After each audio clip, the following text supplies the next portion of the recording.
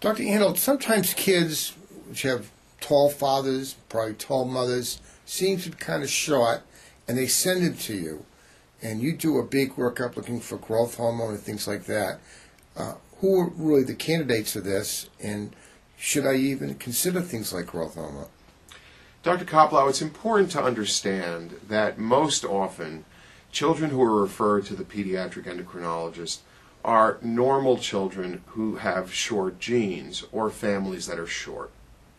In circumstances where children are profoundly short, and that is defined by the American Academy of Pediatrics as well as the Endocrine Society and the Lawson-Wilkins Pediatric Endocrine Society as being at or below the second percentile, and your pediatrician or family care provider can certainly guide you as to whether or not your child is at that level, that child would be considered to be short regardless of whether or not there's a family history of being that short.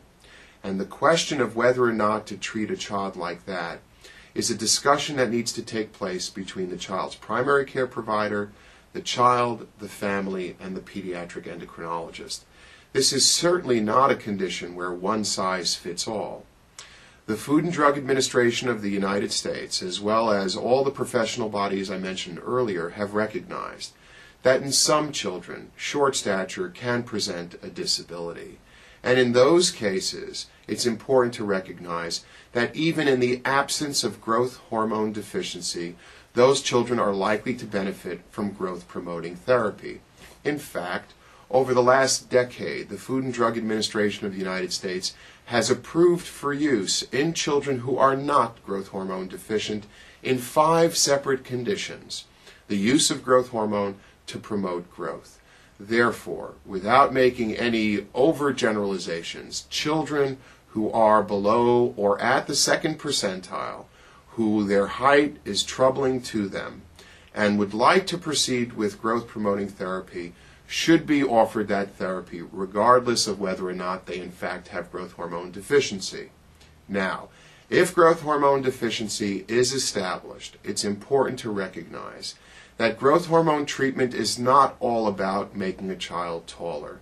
That growth hormone has many important effects in the body, and important for bone health, important for heart function, important for kidney function, important for cholesterol, and therefore in a child who's been shown to be deficient, that treatment should be given and parents should be compelled to treat those children because of the many, many different effects that growth hormone has on the body.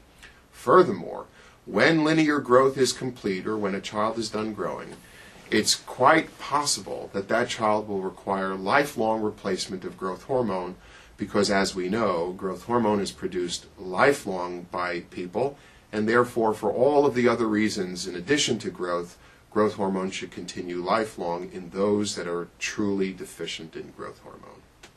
Thank you, Dr. DrAnhalt.